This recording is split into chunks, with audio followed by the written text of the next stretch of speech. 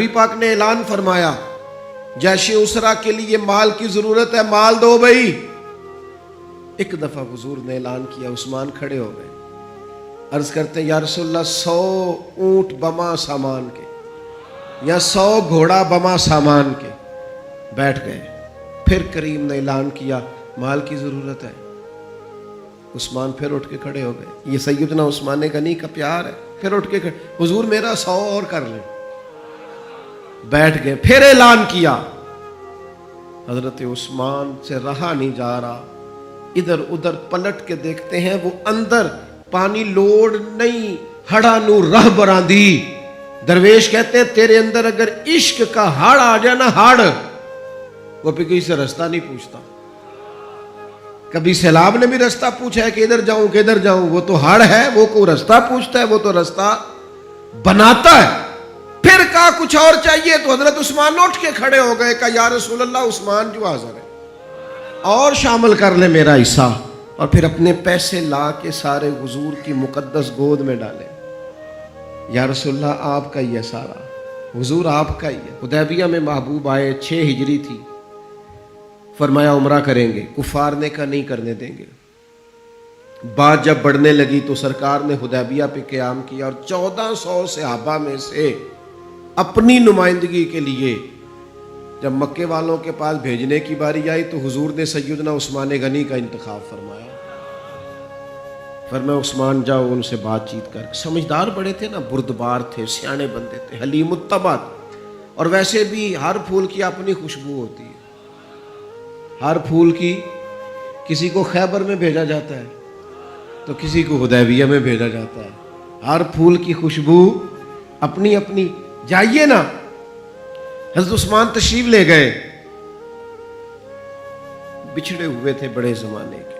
میں اور آپ صبح و شام دعائیں مانگتے ہیں، یا اللہ بیت اللہ شریف کی زیارت عطا کر، یا اللہ صفا مروہ کے پھیرے نصیب ہو، یا اللہ حجر اسود کی۔ کتنے لوگ تڑپتے ہیں، کتنی خواہش کرتے۔ اور جناب عثمان غنی کا تو پرانا پیار تھا حرم سے، وہ پیدا ہی اس علاقے میں، اور کتنے سال ہو گئے بچھڑے ہوئے۔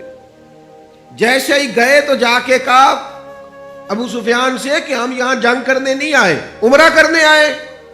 سیدنا عثمان غنی سے ابو سفیان نے کہا یہ ذرا دیکھنا، یہ ذرا دیکھنا، یہ ہمارے بزرگوں نے عشق کہاں سے لیا ہے۔ حضرت عثمان غنی سے ابو سفیان کہنے لگے وہ سامنے بیت اللہ شریف ہے، طواف کرنا ہے تو کر لو، وہ صفا مروہ ہے آپ نے صحیح کرنی ہے تو کر لو، وہ حجر اسود ہے چومنا ہے تو چوم لو، وہ آب زمزم ہے پینا تو پی لو، لیکن ہم تمہارے نبی پاک کو نہیں یہ کرنے دیں گے۔ سامنے کعبہ ہے، سامنے حجر اسود ہے، سامنے مقام ابراہیم ہے، پر میں نماز پڑھا کہ تیں ول ویکھاں، میں نماز پڑھا کہ تیں ول ویکھاں، مینو کعبہ بھول گیا آئی، اب بھول گئیاں نہیں سب صوم صلاتاں، اکو یار دا فکر پہ آئی۔ حضرت عثمان کہنے لگے کعبے کا طواف اور محبوب کے بغیر، صفا مروہ کے چکر اور محبوب کے بغیر، نبی پاک کے بغیر؟ فرمایا نام ہی اسی محبوب کے ساتھ طواف کروں گا جس نے کعبے کا رستہ دکھایا ہے، انہی کے ساتھ صفا مروہ ہوگا جنہوں نے اس کا حسن بتایا ہے، جنہوں نے نماز پڑھا کہ میں تیں ول ویکھا، مینو کعبہ بھول گیا آئی، اب ویکھنا بھول گئیاں نہیں سب صوم صلاتاں، ایک کو یار دا۔ پھر یہاں سے لیا ہے میرے امام نے، یہاں سے عقیدہ لیا ہے میرے امام نے کہ حاجیو آؤ شہنشاہ کا روضہ دیکھو، حاجیو آؤ شہنشاہ کا، حاجیو آؤ شہنشاہ کا روضہ دیکھو، اور تم کعبہ تو دیکھ چکے ہو، اب کعبے کا کعبہ دیکھو، اور غور سے سن تو رضا کعبے سے بھی آتی ہے صدا، غور سے سن تو رضا کعبے سے بھی آتی ہے صدا، میری آنکھوں سے میرے پیارے کا روضہ دیکھو۔ میرے نبی پاک علیہ الصلوۃ والسلام کے غلام نے کہا نام بھئی طواف اور حضور کے بغیر، طواف اور نبی پاک کے بغیر، نا نا نا، سوال ہی نہیں پیدا ہوتا۔ ادھر ایک شخص نے بول کے کہا حضور عثمان تو بڑی موج میں ہو گئے، ہم تو تڑپ گئے مکے کی یاد میں، عثمان تو بڑی موج میں طواف کرتے ہوں گے، صحیح کرتے ہوں گے۔ محبوب نے پلٹ کے دیکھا، فرمایا وہ میرا عثمان ہے۔ ہاں میں نے کہا ایک مقام، ایک یہ ہے کہ کوئی محبت کرے اور ایک یہ کہ محبوب کی نظر میں فرمایا وہ میرا عثمان ہے، میرے بغیر اور طواف، میرے بغیر اور طواف یہ کیسے ممکن ہے؟ سوال ہی نہیں پیدا ہوتا۔ سیدنا عثمان غنی، خبر پھیل گئی کہ حضرت عثمان غنی کو شہید کر دیا گیا ہے۔ انہوں نے حضرت عثمان کو روک لیا تھا، بٹھا لیا تھا، یہاں خبر پھیل گئی جناب عثمان کو شہید کر دیا گیا۔ عثمان، میں قربان رستوں سے جہاں تھے آپ گزرا کرتے تھے، میرے محبوب نے فرمایا آؤ بھائی سارے میرے ہاتھ پر بیعت کرو، میرے ہاتھ پر بیعت کرو، موت کی بیعت کرو، ہم نے عثمان کے خون کا بدلہ لینا۔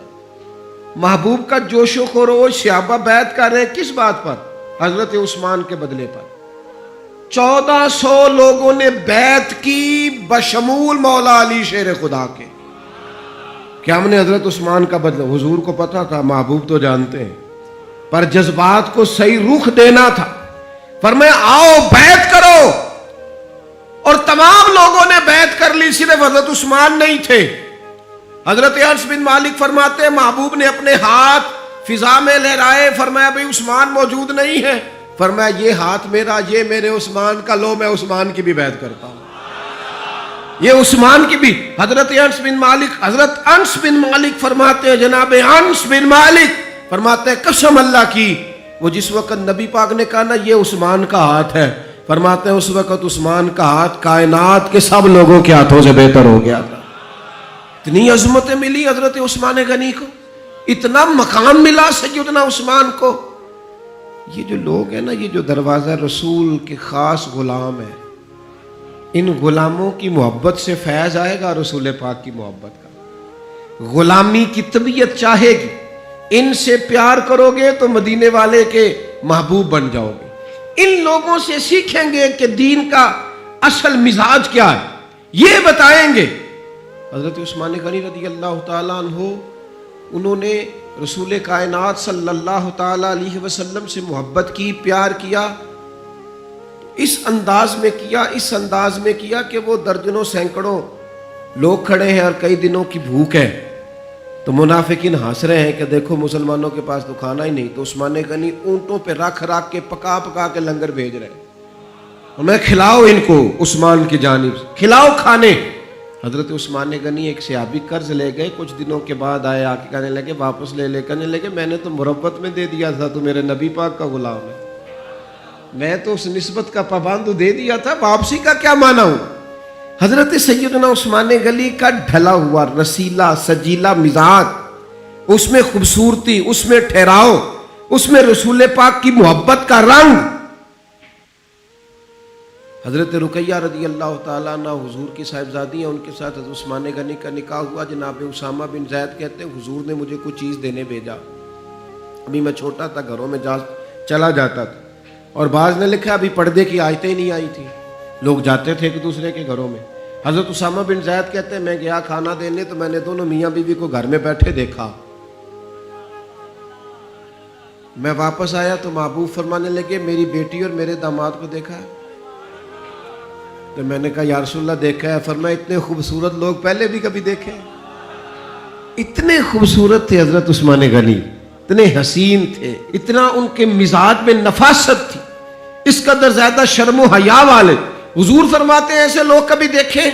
میرے دوستوں، ان لوگوں سے پیار کرنا، ان سے محبت کرنا، ان کے ناموں پر اپنی اولادوں کے نام رکھنا، ان کی غلامی کا ذکر اپنی طبیعتوں میں پیدا کرنا، اور پھر نبی پاک صلی اللہ تعالیٰ علیہ وآلہ وسلم نا ان کا ذکر کرتے تو مختلف انداز میں، مختلف زاویوں سے۔ محبوب ایک باغ میں بیٹھے، یہ بھی ذرا دیکھنا، کبھی من موج میں ہوتا ہے اور تن شوق میں ہوتا ہے، کبھی کیفیات اور ہوتی ہیں، کبھی وہ ایک مقام پہ کہا تھا نا میرے اوپر ایک ایسا وقت آتا ہے کہ میرے ساتھ میرا رب ہوتا ہے جو اس کی شان کے لائق۔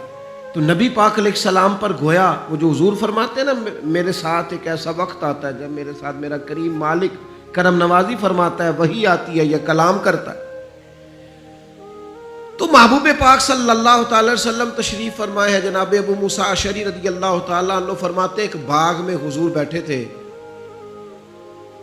تو میری حضور نے ڈیوٹی لگائی باہر دروازے پر. فرماتے ہیں باہر کوئی آیا اس باغ کے دروازے پر تو حضور فرمانے لگے جو دروازے پہ آیا اسے اجازت بھی دے دو اور جنت کی بشارت بھی دے دو. ظاہراً تو حضرت ابو موسیٰ اشعری نے بھی بندہ نہیں دیکھا کون آیا ہے, وہ سامنے تو آیا ہی نہیں, لیکن حضور نے اندر بیٹھے بیٹھے ہی اندر بیٹھے بیٹھے ہی محبوب فرمانے لگے وہ جو آیا ہے نا, کیونکہ حضور تو مالک ہے نا جنت کے. میرے امام فرماتے تجھ سے اور جنت سے کیا مطلب, منکر دور ہو, ہم رسول اللہ کے, جنت رسول اللہ کی. حضور اندر بیٹھے دیکھا ہی نہیں باہر کون ہے, اور فرمانے لگے وہ جو آیا دروازے پہ اسے بتا دو تو جنتی ہے. حضرت ابو موسیٰ اشعری کہتے ہیں دروازہ کھولا تو ابو بکر صدیق تھے. یہ دیکھو کن کے نام جنت الاٹ ہوتی ہے اور بار بار انہی کا قرہ نکل آتا ہے, انہی کے تذکرے ہونے لگتے ہیں, انہی کا ذکر.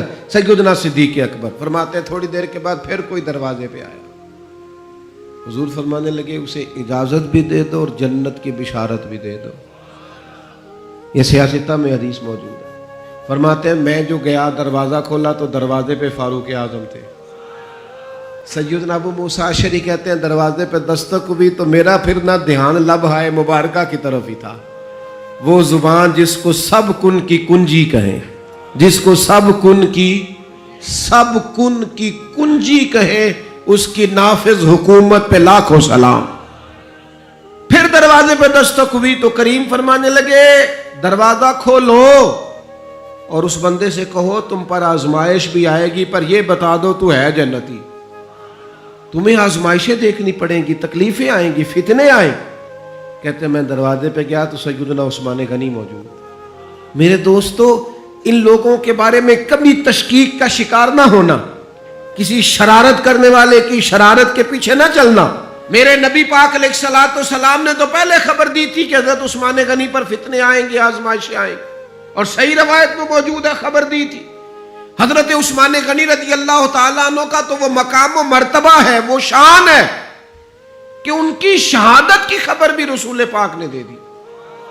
فرمایا یہ شہید ہوگا عثمان, شہادت تک کی خبر. حضور کو پیار ہے نا سیدنا عثمان. نبی پاک صلی اللہ تعالی علیہ وآلہ وسلم احد پہاڑ پہ گئے تو احد پہاڑ کانپنے لگا. کون تھا حضور کے ساتھ؟ حضرت صدیق اکبر تھے, سیدنا فاروق اعظم تھے اور حضرت عثمان غنی تھے. احد پہاڑ کانپنے لگا. ویسے ہمارے بزرگ فرماتے ہیں کانپ نہیں رہا تھا, اسے پتہ چلا محبوب آیا تو وجد کر رہا تھا, وہ نہ ذرا وجد کر رہا تھا, سرور میں آ گیا, وہ کانپنے لگا. محدثین نے لکھا ہے کانپنے لگا, اس میں حرکت آئی, اور جب وہ حرکت کر رہا تھا, کانپ رہا تھا, وجد کر رہا تھا, تو حضور پتہ کیا فرماتے ہیں احد سے. یہ باتیں ہم سنتے ہیں, کبھی ان کا مزہ تو لے کے دیکھو, پھر غور کرو. حضور ہیں پہاڑ پہ, حضرت عمر ہیں, سیدنا ابو بکر ہیں, حضرت عثمان ہیں. حضور پہاڑ پہ ہیں, پہاڑ کانپا ہے, وجد کیا ہے, حرکت کی ہے. حضور پتہ کیا فرماتے ہیں؟ فرماتے ہیں احد ٹھہر جا, تیرے اوپر ایک نبی ہے, ایک صدیق ہے, 2 شہید ہیں. اور تو دیکھ تو صحیح, مقام دیکھ, اعزاز دیکھ, احترام دیکھ. تیرے اوپر ایک نبی ہے, ایک صدیق ہے اور 2 شہید ہیں.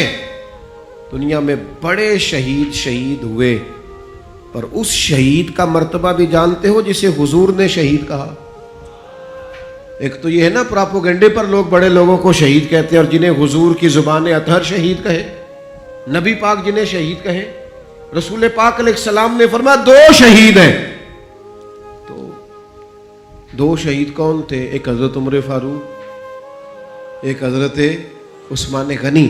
اور پھر نبی پاک نے نہیں دی, شہادت کی خبر نہیں دی. حضور نے یہ بھی بتایا ان کا مقام کیا ہوگا, ان کو ملے گا کیا. اللہ کے حبیب صلی اللہ تعالی علیہ وسلم فرمانے لگے ایک تو شہادت ہے, اور شہید کو جنتی, اور صحابی ویسے ہی جنتی, اور پھر عشرہ مبشرہ, اور پھر خلفائے راشدین, اور پھر سیدنا عثمان غنی, اور پھر شہادت کا اعزاز. یہ ساری نسبتیں تو اپنی جگہ, لیکن رسول کریم صلی اللہ تعالی علیہ وسلم ارشاد فرمانے لگے ہر نبی کا کوئی نہ کوئی رفیق ہوتا ہے، اور فرمایا میرا رفیق عثمان غنی ہے، وہ بھی جنت میں، یہ جنت میں میرے رفیق ہوں گے، میرے ساتھ ہوں گے سیدنا عثمان غنی رضی اللہ تعالیٰ عنہ۔ رسول اللہ صلی اللہ علیہ وسلم نے ان کی عظمتوں کو بیان کیا، ان کا جو حضور کے ساتھ غلامی کا رشتہ ہے، جو نبی پاک علیہ السلام کے ساتھ وفا کا رشتہ ہے، ہر مقام پر ہر موقع پر جس طرح سیدنا عثمان غنی اپنی خدمات لے کے حاضر ہیں، پیش ہیں، ہر جگہ موجود ہیں، حضور کا ان پر اعتماد ہے، بہت گہری محبت ہونی چاہیے امت کو حضرت عثمان غنی سے۔